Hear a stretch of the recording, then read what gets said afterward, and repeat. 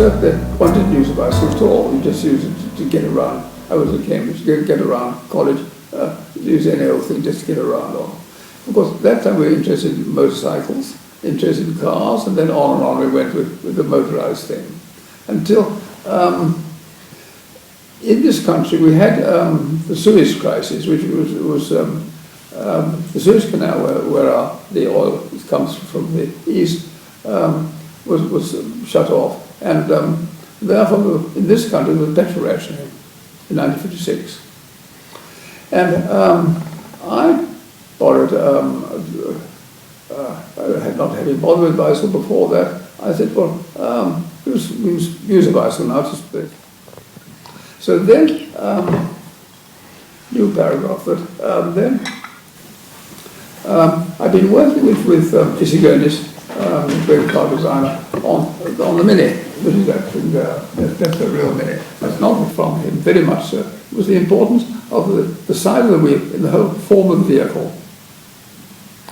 Now, I saw that how important the wheels are in the size of the vehicle. And a Mini has small wheels. Yeah, in car size, it was 10-inch wheel. 10-inch wheel. 10 inches, yes. Wow. That means the diameter of the actual wheel itself, the rim, if you like. Yeah. But the overall diameter is 20 inches. Okay. 20 inches, yes. With the tire. With the tire, Right. yes.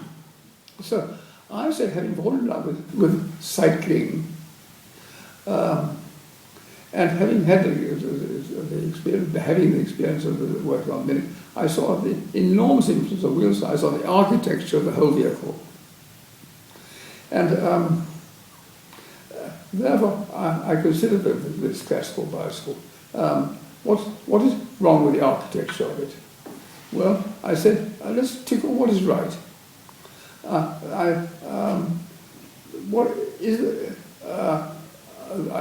Nothing wrong with the brakes in my mind, nothing wrong with the saddle in my mind, there's nothing wrong with the cranks or the transmission, all fine. What I did object to was the crossbar. Having to step over it.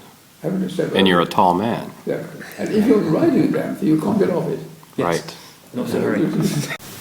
What about the size of the wheel? And if you dissociate the size of the wheel from a progression point of view, but by the invention of the chain.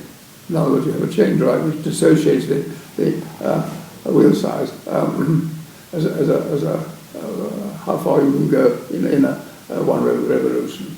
So the invention of the chain, which happened by Reynolds, also Hans Reynolds in the 1880s about, so that completely frees up the size of the wheel as a function of your advance. So you could have a larger chain wheel and a smaller sprocket, and then you could do what you like. So the wheel size is not fixed by the size of the chain wheel. Now, what about the gyroscope? Now, that's a very nasty thing. I rejected the recumbent because the recumbent is also bad from a gyroscopic point of view. Well, you know, the inertia of the big wheel is bad for that. Those are the little ones. So you go very, very slowly on our bicycle. If you're allowed to do that, you go very slowly. Its only weakness is about hands off at high speed.